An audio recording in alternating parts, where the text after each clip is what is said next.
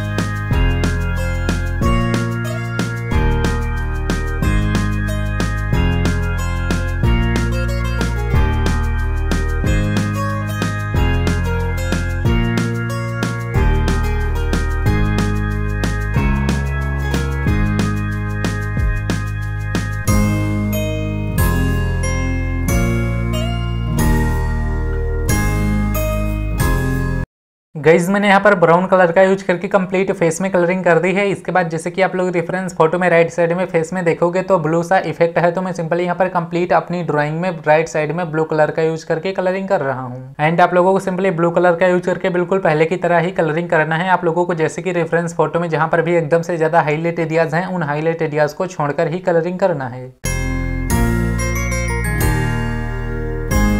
Dark blue colour का use करके complete part में कलरिंग कर देने के बाद अब मैं सिंपली इसी में लाइट ब्लू कलर का यूज करके कलरिंग कर रहा हूँ। एंड इसके बाद अब मैंने सिंपली जो ब्राउन कलर का यूज करके फेस में लेफ्ट साइड में कलरिंग किया था, उसमें अब मैं सिंपली सेकंड लेयर को अप्लाई करने के लिए उसी तरीके से हाईलाइट एरियाज को छोड़कर कंप्लीट फेस में ऑरेंज कलर का यूज करके कलरिंग कर रहा हूँ।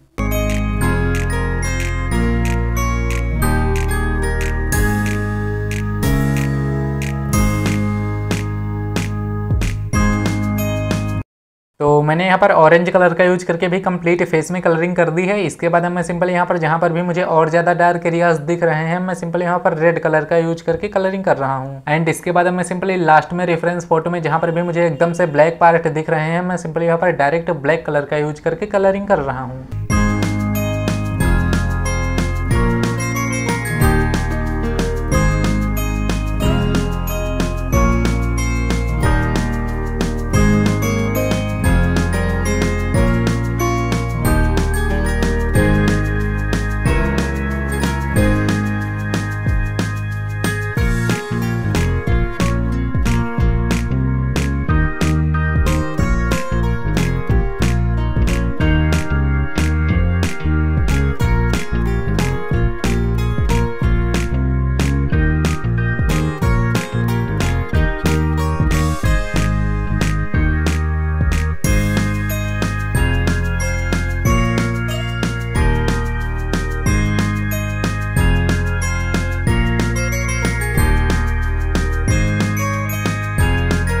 गाइज मैंने यहाँ पर कंप्लीट फेस में कंप्लीट कलर को अप्लाई कर दिया है। इसके बाद जैसे कि मैं सिंपली यहाँ पर हेयर को ड्रॉ कर रहा हूँ, तो मैं सबसे पहले रेफरेंस फोटो के हेयर के डायरेक्शन को अच्छी तरीके से ऑब्जर्व करके सिंपली ब्राउन कलर का यूज करके कलरिंग कर रहा हूँ। एंड इसके बाद जो भी मुझे ब्लू सा इफेक्ट दिख रहा है, मैं सिंपली यहाँ पर ब्लू कलर का यूज करके कलरिंग कर रहा हूँ। एंड इसके बाद मैं सिंपली यहाँ पर लास्ट में रेफरेंस फोटो में जो भी मुझे एकदम से डार्क हेयर दिख रहे हैं, मैं सिंपली यहाँ पर हेयर के डायरेक्शन को अच्छी तरीके से ऑब्जर्व करके सिंपली डायरेक्ट ब्लैक कलर का यूज करके सिंपली हेयर के डायरेक्शन में ही स्ट्रोक लगा रहा हूँ। बाकी गाइज आप लोग वीडियो को अच्छी तरीके से ऑब्जर्व करके देखो कि मैं किस तरीके से रेफरेंस फोटो को अच्छी तरीके से ऑब्जर्व करके सिंपली किस तरीके से कलरिंग कर रहा हूँ, आप लोग इजीली समझ जाओगे।